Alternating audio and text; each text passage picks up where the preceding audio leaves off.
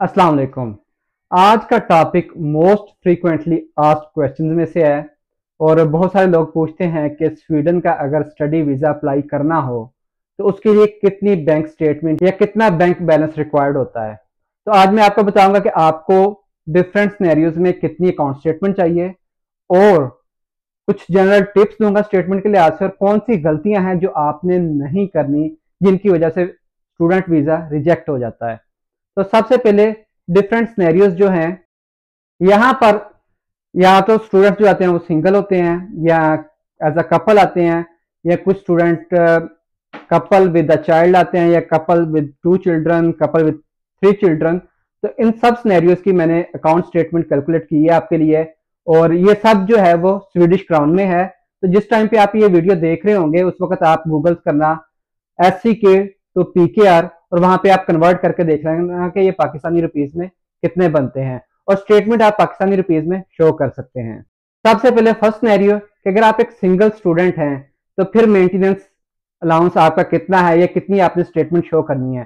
तो ये फिगर्स जो मैंने यहाँ पर मेंशन किए हैं ये मिग्राफोन्स वर्कत या जो स्वीडिश माइग्रेशन एजेंसी है उसके ऑफिशियल नंबर्स हैं और वही मैं यहाँ पर आपको बता रहा हूँ। तो अगर सिंगल स्टूडेंट हो तो उसमें 10,314 पर मंथ आपको चाहिए और अगर आप एक साल के लिए आप स्टडी वीजा अप्लाई कर रहे हैं तो आपको 123,768 स्वीडिश क्राउन चाहिए होंगे। तो जब आपने स्टेटमेंट बनानी है तो आप इसको पाकिस्तानी रुपीज में कन्वर्ट करके वो स्टेटमेंट शो कर सकते हैं। अगर आप एज अ कपल आते हैं तो उसमें जो मेन एप्लीकेंट होगा, जो स्टूडेंट होगा, उसके लिए वही 10,000 रहेगा, जबकि स्पाउस के लिए 4,297.5 स्वीडिश क्राउन ये एडिशनल होगा। तो आपने इन दोनों को प्लस करके ये पर मंथ हो जाएगा और फिर आपको इसको 12 से मल्टीप्लाई करेंगे तो आपकी वो एक साल की ये स्टेटमेंट आपने दिखानी है वो आ जाएगी।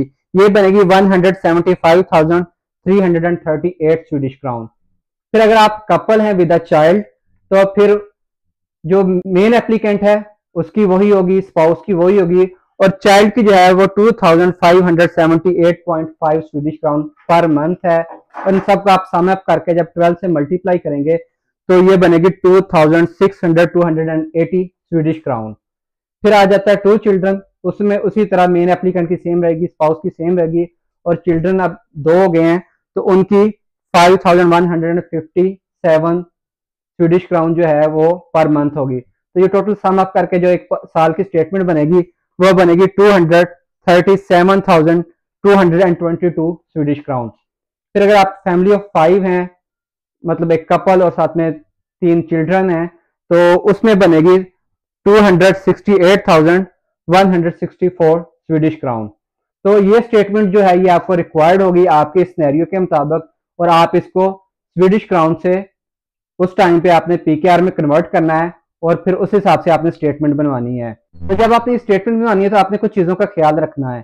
सबसे पहले कि आपने जब स्टेटमेंट बनवानी है तो कोशिश करें कि जो आप उसमें आप बैलेंस शो करें वो इससे थोड़ा ज्यादा हो ताकि जिस टाइम पे आपका केस प्रोसेस होना शुरू हो उस वक्त अगर थोड़ी बहुत वेरिएशन आ भी रही है तो उसमें वो एडजस्ट हो जाए। अगर वो कम हुआ तो आपके लिए मसला हो सकता है।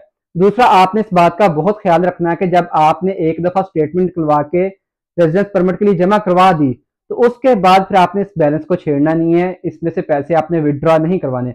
अगर आपने ये स्टेटमेंट शो करवा दी और उसमें से पैसे विड्रॉ करवा लिए तो आमतौर पर यह होता है कि जब केस प्रोसेस होना शुरू होता है तो उसको तो फ्रेश स्टेटमेंट मंगवाते हैं। तो उसमें अगर ये नजर आए कि आपने स्टेटमेंट शो करवा के पैसे निकलवा लिए हैं तो आपके लिए फिर मसला बन सकता है। दूसरा, ये अक्सर पूछते हैं कि इसमें कितनी आपने हिस्ट्री शो करनी है। तो स्वीडन के जो वीजा है उसके लिए आपको हिस्ट्री शो करने की जरूरत बिल्कुल भी नहीं है। आप बेशक नया अकाउंट ओपन करवाएं, उसमें सेम डे आप पैसे जमा करवाएं, नेक्स्ट डे आप स्टेटमेंट निकलवा के अगर जमा करवा देते हैं तो उससे भी काम चल जाता है। उसमें आपको प्रीवियस हिस्ट्री शो करने की जरूरत नहीं है। और अगर आप कोई बड़ी ट्रांजेक्शन कर रहे हैं सेम टाइम पे तो डेफिनेटली समटाइम वो आपसे फिर प्रूफ पूछ सकते हैं कि इतने ज्यादा पैसे कहाँ से आए। तो आप बता सकते हैं कि फैमिली से मिले या कोई चीज बेची थी या जिस तरह भी आपने वो अरेंज की उसका आपके पास अगर कोई प्रूफ होता है तो आप वो सबमिट करवा दें। अगर आप यहाँ पर आते हैं और फिर आप सेकंड ईयर की एक्सटेंशन अप्लाई करते हैं अपने वीजे की तो उस टाइम पे जो आप स्टेटमेंट शो करेंगे तो अब सम टाइम ये तो 4 माह 6 माह वो आपका केस प्रोसेस ही नहीं होता तो उस दौरान आप उसमें से पैसे विड्रॉ करवा सकते हैं क्योंकि आप यहाँ पे रह रहे हैं, आप वो पैसे डेफिनेटली आपने यूज करने हैं तो आप वो विड्रॉ करवा सकते हैं। और जिस टाइम पे वो आपसे फ्रेश स्टेटमेंट मांगे, लेट्स से उन्होंने 6 माह बाद मांगी है और अभी आपने 6 माह का स्टे यहाँ पर और है, तो उस टाइम पे जो आपने स्टेटमेंट शो करनी है वो आपने 6 मंथ्स की करनी है, वो फिर आपने 1 ईयर की शो नहीं करनी।